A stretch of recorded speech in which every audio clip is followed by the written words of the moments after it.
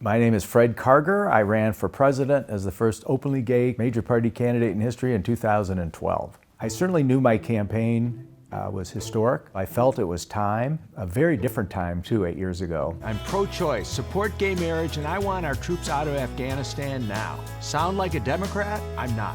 I'm more like the Republican Party I grew up with. You know, any self-respecting candidate for president has to have his memoirs out, so I worked with an old friend. We wrote a very, very good memoir on my life. It was a pretty mediocre field 8 years ago. Mitt Romney ended up being the nominee. It was tough. I ran against all odds. I ran 8 years ago in a very different time in our country. There was no same-sex marriage. We still had don't ask, don't tell on the books. And so I also ran in a Republican Party that was pretty hostile to the LGBT community. One of the reasons I ran was to try and change that. But when I met Pete, it was a defining moment for me because suddenly I could feel very excited about a candidate who was kind of, as he said, following in my path. This is from his book, Shortest Way Home, for Fred Karger, a trailblazer who made it a little easier for those who follow in your path, Pete Buttigieg. This was February of 2019. So it meant a lot to me. And we continue that in emails and letters, and every time I saw him, he was always very gracious. It was a pretty meaningful exchange because I say it's kind of passing the baton to the next candidate, and I think he got that too. And it's a generational thing, as well as different parties. But I think we came together to support a great cause. I certainly researched Pete and his issues before I'd endorsed him, but he's a moderate just like I am. And he has that ability to get along with members of both parties, which I'm very proud that I did too. I've supported a lot more Democrats than I certainly have Republicans. And I think that's what's needed in this country, particularly after the divisiveness we've had over the last 3.5 years. I was honored that he recognized me. I was thrilled that a successor to my historic campaign was going to go as far as he did. I discovered early on when I was running in New Hampshire particularly, and I'd introduce myself, they'd go, "Fred who?"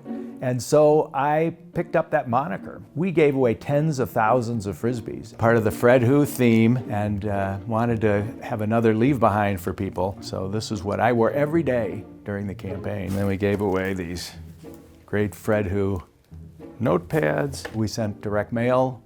Very unlimited budget, but we had very slick, professional-looking direct mail. And then when we did these weekend Saturday precinct walks, we always did it with a bagpiper. Door-to-door campaigning is very difficult, and people will not answer their doors. And so you don't even have to go to the doors on a Saturday morning when you walk down a street, and people will come flock to you. And so it was very successful. We used bagpipers everywhere we went. Great Fred Who stickers that were very popular. We competed on 6 ballots, starting in New Hampshire, including my home state of California. We got a lot of attention. I campaigned in all 6 of those states. I ended up getting more votes in New Hampshire, where I'd spent a lot of time, than Congresswoman Michelle Bachmann, who had raised $40 million, was in all the debates. We spent a week in Puerto Rico before that primary. I got tremendous endorsements, a lot of attention there. I ended up beating Congressman Ron Paul. We made over 20 commercials, which many were kind of YouTube sensations. We kind of made them a little different. Sexy Frisbee we did for California about our great Frisbee giveaway, which turned into a viral video after YouTube pulled it. Why? Because there was a kiss at the end between 2 good friends of mine who were a couple. First gay kiss to ever be in a presidential campaign commercial. I'm Fred Karger, and I approve this message.